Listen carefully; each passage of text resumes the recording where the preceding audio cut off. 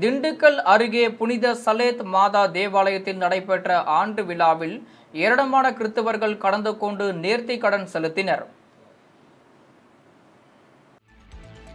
திண்டுக்கல் மாவட்டம் தாடிக்கொம்பை அடுத்த மரவப்பட்டி புதூரில் அமைந்துள்ள புனித சலேத் மாதா திருத்தலத்தில் ஆண்டு திருவிழா கொடியேற்றத்துடன் கடந்த 21ஆம் தேதி புதன்கிழமை தொடங்கியது.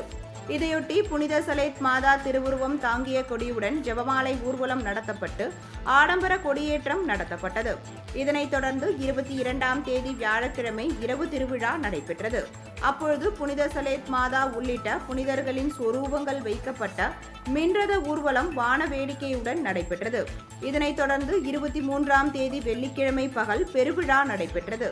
புனித சலேத் மாதா உள்ளிட்ட புனிதர்களின் சொரூபங்கள் சப்ரகங்களில் ஏற்றப்பட்டு பவனி வந்தன. இதில் உள்ளூர் மட்டுமல்லாது மதுரை, திருச்சி, கோயம்புத்தூர் உள்ளிட்ட பிற மாவட்டங்களை சேர்ந்த ஏராளமானோர் கலந்து கொண்டு கைகளில் மெழுகுவர்த்தி ஏந்தி முழங்காலிட்டு சப்ரகத்தை சுற்றி வந்து நேர்த்திக்கடன் செலுத்தினர்.